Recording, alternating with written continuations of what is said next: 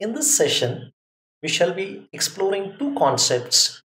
First is structured programming, and the next is something known as modular programming. So, the way we write code in the modern days is definitely using structured programming as well as modular programming principles. So, it just helps to have a brief idea about what these terms really mean. Structured programming means if you use control structures like sequential statements, conditional statements, that is selection statements, looping or repetition like while, do while, for, maybe structured functions and so on, it's an example of structured programming. You do not try to jump from one part of the program to the other by using go to, jump, break, and continue statements. In structured programming, you have a single entry point and an exit point which is very clear. Whereas in unstructured programming, you are never sure about where you are jumping around and where you are exiting. The advantage of structured programming is it helps to improve clarity of the program, faster development of the program, better quality of the program, lesser time to develop it and maintain the code. Now let's try to understand what do we understand by this word modular programming. Let us say I'm developing or I'm working on a huge project where I need a number of functions to process text, some mathematical functions. Okay, so I need text functions, I need mathematical functions. In text functions, I want to find, say, how many characters are there in a string, what is the length, or how many characters, how do you join two strings, and how do you copy one string from one location to other.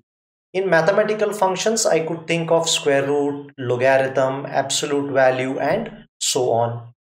So instead of putting all of these in one box, I decide to break it into two modules. The first module provides me all functions which are related to dealing with text. The second module contains all the functions which I am dealing with, mathematical functions. So what I have done is in one module I have only were dealing with things on how to process text. Here I am working with things as to how to process mathematical data. Now what I am doing is I am breaking down a long and a complex problem or a program into smaller code units called as module. This is one module. This is the second module. So each module tries to solve one kind of a problem. This solves all problems related to textual data. This solves all problems related to mathematical data. This has some same functionality. This has some same functionality. So we group related procedures and data into modules. So this data here can only be modified by this module. This data here can only be modified by procedures or functions of this particular module. So breaking down a program into logical parts based on their functionality or task assigned to them is known as modular programming.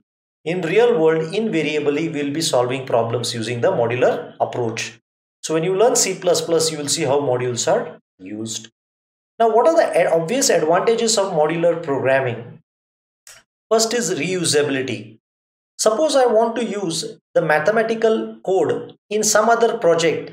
I can just take that particular module, insert it in that project and use it. So I can use the same code at multiple places because I have developed a spare part kind of a stuff which can be fixed wherever it is required. Now suppose there are errors, I can go exactly to that particular module and fix it. I'm not looking at the entire program to fix the error.